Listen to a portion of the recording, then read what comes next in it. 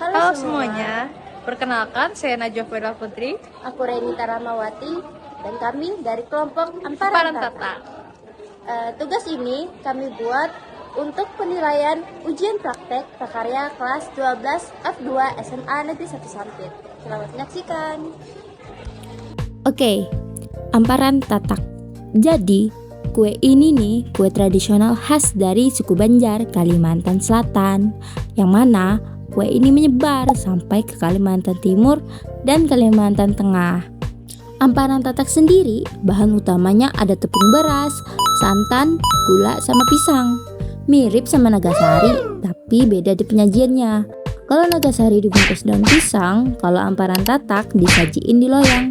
Begitu. Nice. Terus, di zaman dulu nih, kue ini disajikan untuk kaum bangsawan dari kerajaan Banjar dan Daha.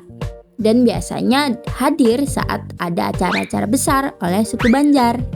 Intinya tuh, amparan tatak disajikan pada acara-acara yang melibatkan banyak orang, kayak resepsi, perayaan hari besar, dan bukber pas bulan puasa.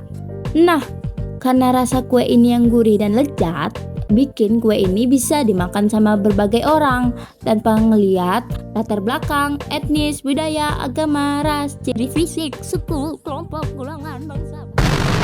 Karena disukai banyak orang, bikin amparan tatak ini jadi incaran-incaran di acara-acara dan bulan-bulan tertentu kayak Ramadan saat ini. Terus, gimana dong cara bikin amparan tatak yang enak dan bergizi? Gini caranya. Jadi begini nih proses pembuatan amparan tatak ya guys ya. Pertama-tama bahan dulu guys ya. Bahan lapisan bawah nih. Kita butuh 1 butir telur ayam, 150 gram gula pasir, 50 gram tepung terigu, 50 gram tepung beras, setengah sendok teh vanili, setengah sendok teh garam, 550 ml santan, 1 lembar daun pandan, dan 8 buah pisang matang yang dipotong-potong kecil. Ya Allah banyak. Kita lanjut bahan lapisan atas ya guys. 80 gram tepung beras, 25 gram gula pasir, 1/4 sendok teh garam, dan 500 ml santan. Itu aja guys. Banyak banar. Nah, sekarang cara buatnya nih ya. Pertama, masak santan dengan api kecil. Tambahkan 1 lembar daun pandan dan setengah sendok teh garam. Tambahkan juga 1 sendok teh vanili. Aduk-aduk agar santan tidak pecah sampai mendidih. Jika sudah mendidih, matikan api kompor dan sisihkan. Kupas pisang dan potong menjadi dadu. Masukkan tepung terigu, tepung beras, dan gula pasir lalu aduk hingga rata. Setelah itu, masukkan santan untuk lapisan bawah yang sudah dimasak. Kemudian aduk hingga merata.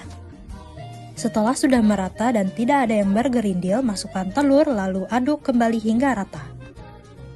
Setelah merata, tambahkan pisang. Aduk kembali hingga rata lalu sisihkan. Siapkan loyang ukuran 20 yang sudah dioles tipis dengan minyak sayur.